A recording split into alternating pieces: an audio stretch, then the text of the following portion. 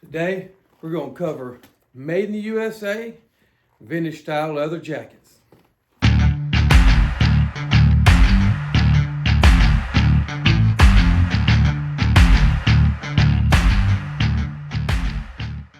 This leather jacket I've got here really has a bit of a story to it. It has some sentimental value to me specifically. A friend of mine and my father's passed away really too young, and my dad and I had been to Pennsylvania and stopped by Legendary USA to get some jackets. I picked up this leather jacket here while I was there, and my dad got a black stallion while he was there.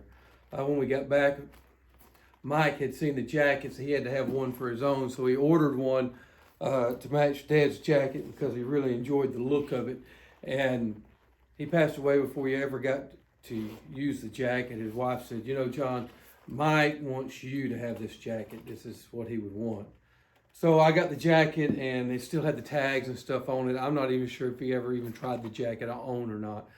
But because of that, it's got sentimental value to me, and I've put a lot of miles on this jacket, and I'm amazed at the functionality of an old school leather jacket like this, something that you'd see Marlon Brando in the Wild Ones, how functional it really is in today's age of leather motorcycle jackets.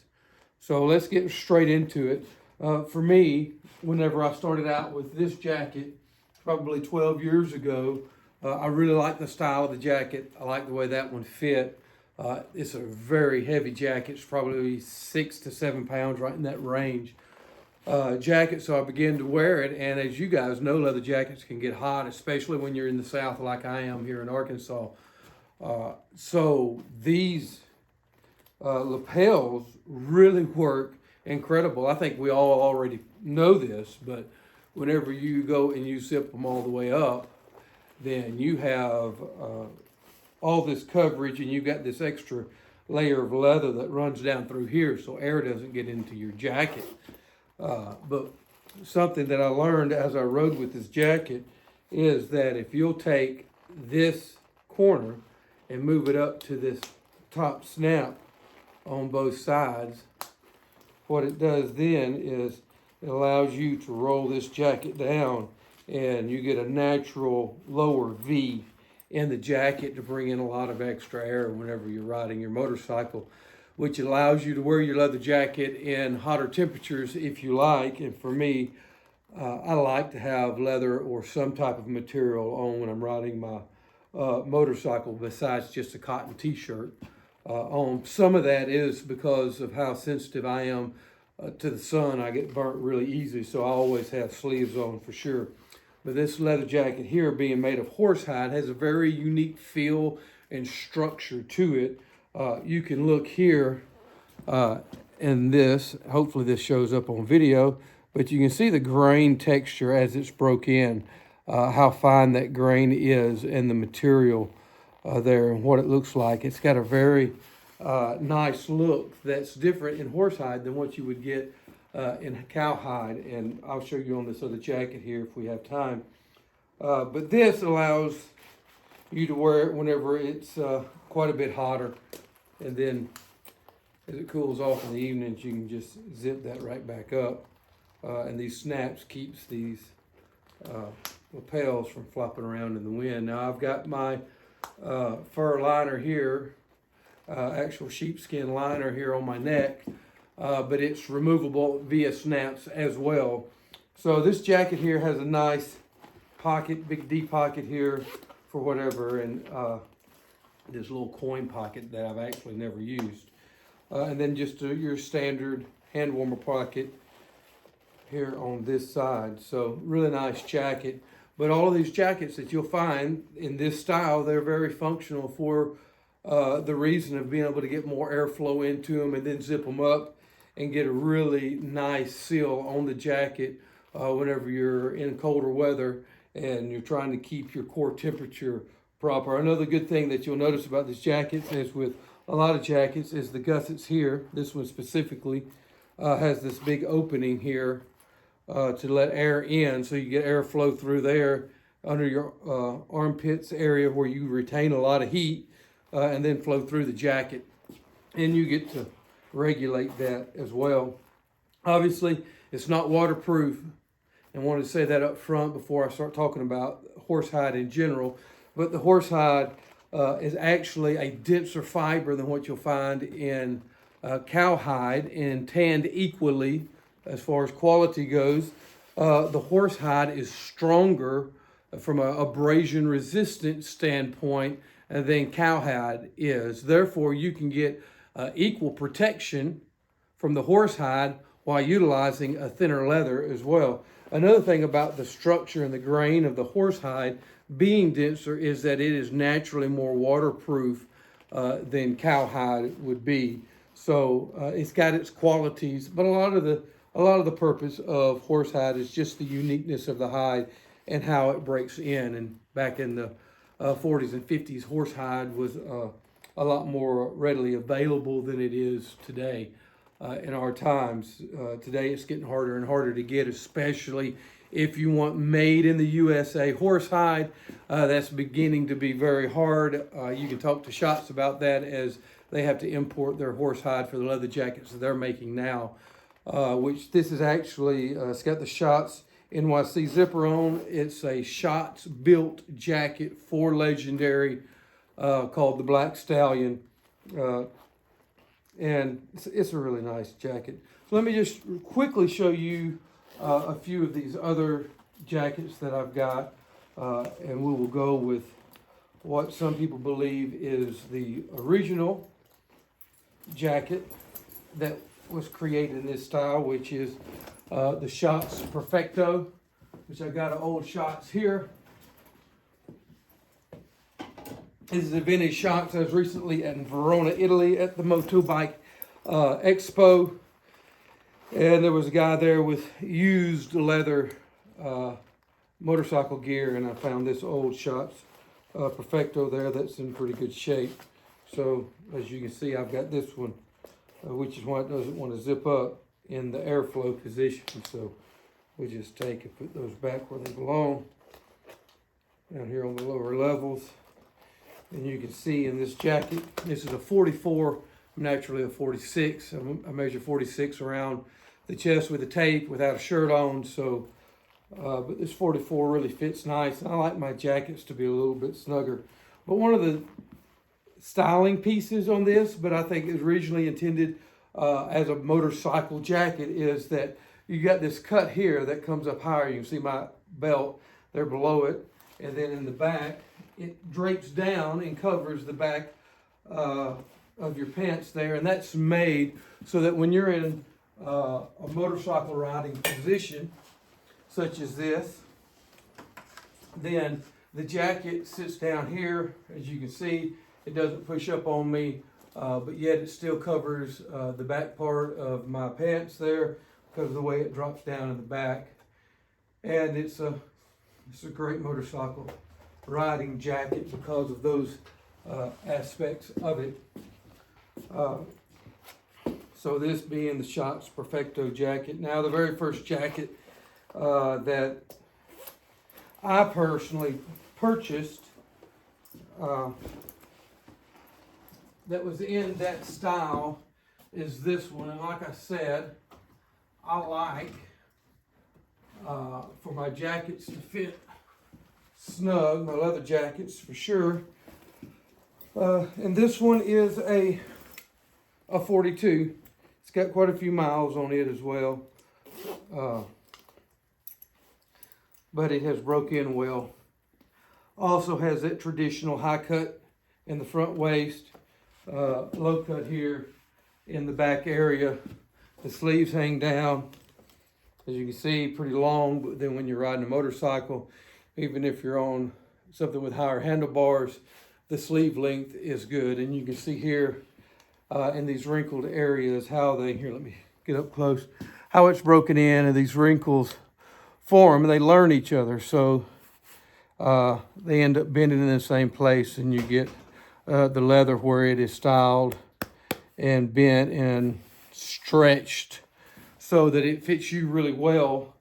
in there. And like I said again, this low cut really helps with that. Another made in America product. I like the brass zippers. They have a nice look on the black. This is styled a little more traditionally. Got your typical hand warmer pockets on each side. It comes with a zip out liner. I don't believe this specific jacket is built anymore. It's not in Legendary's lineup. I didn't realize it until I decided I wanted to do a video on made in the USA leather jackets. The majority of which I've got is products that was built by Legendary. Now, to close the video out, and what I really wanted to show you, what prompted this video is I found this Horsehide Vest for sale, and it is a really heavy duty piece of horsehide. As you guys probably can tell in the video, I mean, you can tell by trying to crease it here and there that it's got a lot of leather thickness here. It's tanned a little different than this horsehide, but it will end up looking very similar. Made in America. It's got this logo that you guys may not have seen in a long time. If you pay attention to vintage clothing at all, you'll see that. It's Northeasterner Flying Togs, and it's got Beck on it. Old brand Flying Togs was a company that made leather products for Beck for a while. So I've wore this jacket just today around a little bit to get a feel for it. This vest, and it's a really nice vest. If you get your hands on it at some point, you can look at it. The stitching is impeccable on it. Everything is just cut clean. The stitching is clean. I've not found any misstitched areas on here. It's just a really nicely made horsehide vest. Now, some flaws. Well, let's not say flaws, because I'm sure they were engineered that way on purpose.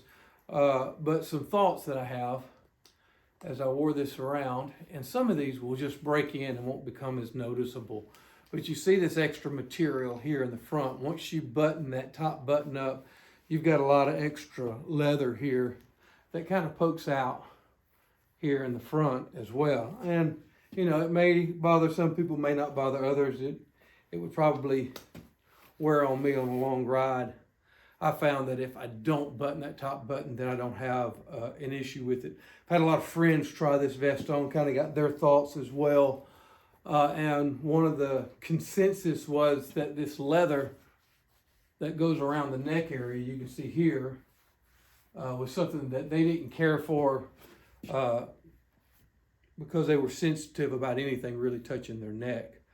For me, if I'm just going to have this on and say a leather riding shirt or something of that sort on, I would prefer have a collar that comes up and protects the back part of my neck from the sun. Even when I'm wearing my full face helmet, I'll get a sunburn there if I don't have something protecting it. One of the features, and I'll show you this in a moment, is this neck being a positive feature. The way this collar stands up from a sunburn standpoint, it does rub on the back of your neck if that bothers you. The other thing is, whenever you put a jacket on and then put this vest on over it, you'll find that this collar standing up. If you wear a jacket that's styled like these vintage leather jackets, then that collar gets in the way of the vintage leather jacket collar folding down, so it makes it stand up a little higher. One thing I've been working on, and you can do this with leather, and anybody that's wore leather much realizes that you can train leather. And I have worked this collar over a little bit before I started the video so that it would roll down. So if you roll that collar down as such, you can see, then it doesn't get in the way of the leather jacket as much. And then this one piece here, where you've got all this extra material, that just wearing the vest all by itself could be a detriment to you if it bothered you having that extra material and you didn't like just leaving this unbuttoned. I believe that you'll see when we put this leather jacket on that that becomes a benefit to the vest. And if I was to try to take a guess on why they have that extra material there in the cut, it would be so that this leather jacket, when you're wearing it, the vest would have room in it to be able to button it all the way up.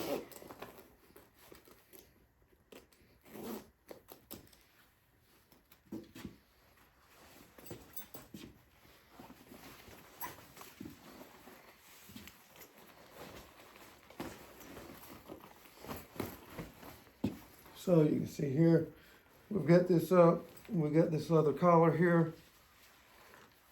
I'm gonna fold that down. Then I'm gonna fold down this collar over it.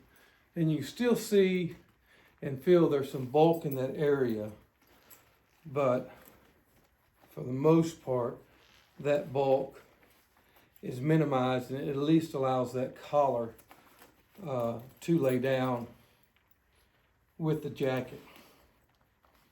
Now, if you pay attention to this neck area when I zip this up, you'll see that what happens here is now I have plenty of room in this leather vest to be able to button this up and not have extra material here. And it's not tight and trying to press on your neck here. So I believe that this button area here and this extra material is there so that you can wear a leather jacket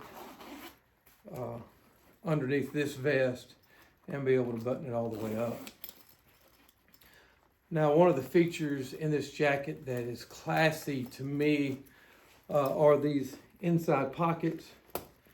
They are leather lined on the inside. So if you wanted to put something in your pocket here and you didn't want it to print on the outside, that extra layer of leather inside the pocket allows you to do such. And then there's a smaller pocket inside here that you really can't see well, but possibly this helps. You can see this extra pocket. So if you wanted to put anything inside of that extra pocket, you could, whether it's a magazine or whatever you use those inside pockets for. Here's my commitment to you. I'm gonna wear this vest every day. And when we come back in November time frame, somewhere November, December, we're gonna take a look at this vest again and see how it's holding up, see how it's changed, see how the thing's broken in. And here's my commitment. If I'm on the motorcycle and it starts to rain, I'm not gonna go take this vest and put it up so that it doesn't get wet. We're gonna let it get weathered. We're gonna let it sit in the sun whenever I'm out riding in the sun. If it rains, we're going to let it get rain on it. If it gets cold, it's going to get cold, and it's going to be going through the elements in this vest. I'll wipe it down and keep the dirt and debris off of it, try to keep the bug guts cleaned off of it. But other than that, I'm not even going to condition the leather. We're going to let it stand on its own, see what happens in a year. Till next time, this is Augie Outdoors. Don't forget to click the like. If you got any comments, I'd love to hear from you.